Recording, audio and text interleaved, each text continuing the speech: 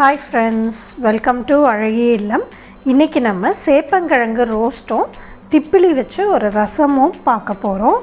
திப்பிலி நமக்கு ரொம்ப நல்லது, கோல்டு காஃப் இதுக்கெல்லாம் ரொம்ப நல்லா க்யூர் பண்ணும். இதில் நீங்கள் அரிசி திப்பிலி கண்டன் திப்பிலின்னு ரெண்டு இருக்குது. எதை வச்சு வேணாலும் நம்ம செய்யலாம். நான் அரிசி திப்பிலி வச்சு செஞ்சுருக்கேன். கண்டன் திப்பிலி கிடச்சாலும் அதுவும் ரொம்ப நல்லது. இதே ப்ரொசீஜர் தான் அதுக்கும். வாங்க இப்போது இதை எப்படி செய்யலாங்கிறத பார்க்கலாம். இந்த சேப்பங்கிழங்கு ரோஸ்ட்டுக்கு நம்ம சேப்பங்கிழங்கு வேக வச்சு எடுத்து தோலை உரிச்சிட்டு இந்த மாதிரி ரவுண்டாக கட் பண்ணி வச்சுருக்கேன். இதுக்கு தேவையான உப்பு போட்டுக்கிட்டோம். ஒரு ஸ்பூன் உப்பு போட்டுக்கோங்க. அப்புறம் மஞ்சள் தூள் ஒரு அரை ஸ்பூன், மிளகாத்தூள் உங்கள் காரத்துக்கு ஏற்ற மாதிரி போட்டுக்கலாம். நான் ஒரு 2 ஸ்பூன் கிட்ட மிளகாத்தூள் போட்டிருக்கேன். இதுலேயே தனியாவும் கலந்துருக்கு. அப்புறம் கரம் மசாலா ஒரு அரை ஸ்பூன் போட்டிருக்கோம். அரிசி மாவு கொஞ்சமாக ஒரு 2 டேபிள் ஸ்பூன் போட்டுக்கோங்க. இப்போ இந்த அரிசி மாவு நல்ல கிறிஸ்பினஸ் கொடுக்கும் நமக்கு. அவ்வளோதான். இப்போது இதை எல்லாத்தையும் அந்த சேப்பங்கிழங்கோடு ஒட்டுற மாதிரி நல்லா பெசரி விடுங்க. தண்ணிலாம் எதுவும் இப்போதைக்கு விட வேண்டாம். அந்த சேப்பங்கிழங்கு வேக வச்ச தண்ணியே இருக்கும். இந்த மாதிரி கோட் ஆகிடுச்சு. இப்போ லைட்டாக தண்ணி தெளித்து அதில் நல்லா கோட் ஆகிற மாதிரி நான் பெசரி விட்டுக்கிறேன்.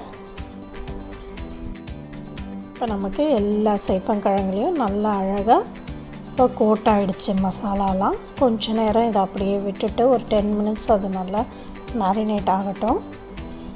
இப்போ ஒரு பேனில் எண்ணெய் விட்டு நம்ம ஃப்ரை பண்ணி எடுத்துக்க போகிறோம். ரொம்ப ஈஸி தான் இந்த சேப்பங்கிழங்கு ரோஸ்ட்டு. இப்போ ஒன்று ஒன்றா எடுத்து நம்ம பிரித்து அப்படியே உதுத்த மாதிரி போட்டு எடுத்தோம்னா சூப்பரான ஒரு சேப்பங்கிழங்கு ரோஸ்ட் வறுவல் ரெடி. ரொம்ப டேஸ்டியாக இருக்கும். திப்பிலி ரசத்துக்கு நம்ம திப்பிலி ஒரு சின்னதாக இருக்கிறதுனால நான் ஒரு 10 திப்பிலி எடுத்திருக்கேன். ஒரு 4-5 இருந்தால் கூட போதும். துவரம்பருப்பு 1 டேபிள் ஸ்பூன், 2 காஞ்ச மிளகாய், தனியா 1 டேபிள் ஸ்பூன், மிளகு 1 டேபிள் ஸ்பூன், சீரகம் 1.5 டேபிள் ஸ்பூன், வெந்தயம் அரை ஸ்பூன்.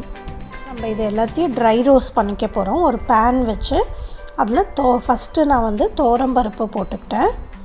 துவரம்பருப்பை லைட்டாக வறுத்துக்கலாம்.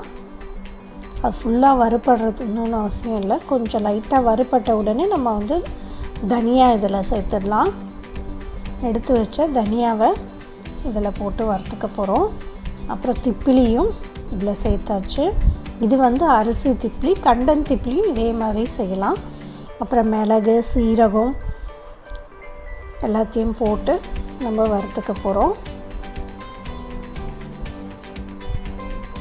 நல்லா லோ ஃப்ளேமில் வச்சு வறுத்துக்கோங்க. அப்புறம் காஞ்ச மிளகாய்,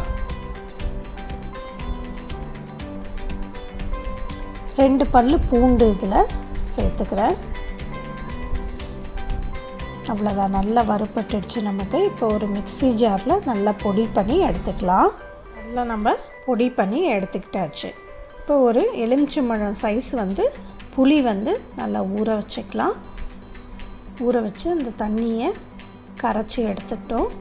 அதில் ஒரு தக்காளி நான் சேர்த்துக்கிறேன். அதுக்கு தேவையான ரசத்துக்கு தேவையான உப்பு போட்டாச்சு. கொத்தமல்லி கருவேப்பிலை அது எல்லாத்தையும் போட்டாச்சு. அப்புறம் நம்ம பொடி பண்ணி வச்ச ரசப்பொடியை 2 டேபிள் ஸ்பூன் கிட்ட போட்டிருக்கேன். அப்புறம் மஞ்சத்தூள் ஒரு ஸ்பூன், பெருங்காயம் கொஞ்சம் போட்டுக்கலாம். கரைச்சி வச்ச ரசம் இதை நம்ம அடுப்பில் வச்சு அப்படியே கொதிக்க விடலாம். அது கொதிக்கிறதுக்குள்ளே நான் இந்த மாதிரி ஒரு 15 பல்லு பூண்டு கிட்ட எடுத்திருக்கேன். ஸோ இதை நல்லா சின்னதாக கட் பண்ணி வச்சுருக்கோம். இதை நெய் ஒரு ஸ்பூன் விட்டு இந்த பூண்டை வதக்கி அந்த ரசத்தில் போட்டோம்னா ரொம்ப டேஸ்டியாக இருக்கும். அந்த உடம்புக்கும் நமக்கு ரொம்ப நல்லது. காஃப் கோல்டு எல்லாத்துக்குமே ரொம்ப நல்லாயிருக்கும். இப்போ பூண்டு நல்லா வறுபட்டுடுச்சு. அதுக்குள்ளே ரசமும் நல்லா கொதிச்சிருச்சு. இந்த ஸ்டேஜில் நம்ம ஆஃப் பண்ணிடலாம். ஆஃப் பண்ணிவிட்டு நம்ம வறுத்து வச்ச அந்த பூண்டை இந்த ரசத்தில் நம்ம சேர்த்துடணும். அவ்வளோதான். நமக்கு சூப்பரான ஒரு திப்பிலி ரசம் ரெடி ஆகிடுச்சு. இப்போ இதை கடுகு சீரகம் போட்டு நம்ம தாளிச்சிக்க வேண்டியதுதான். 1 ஸ்பூன் எண்ணெய் விட்டு கடுகு 1 ஸ்பூனு சீரகம் 1 ஸ்பூன் போட்டு நல்லா பொரிஞ்ச உடனே அதை எடுத்து ரசத்தில் கொட்டிடலாம். அவ்வளோதான், நமக்கு வந்து திப்பிலி ரசம் சூப்பராக ரெடி ஆகிடுச்சு. ரொம்ப டேஸ்டியாக இருந்தது.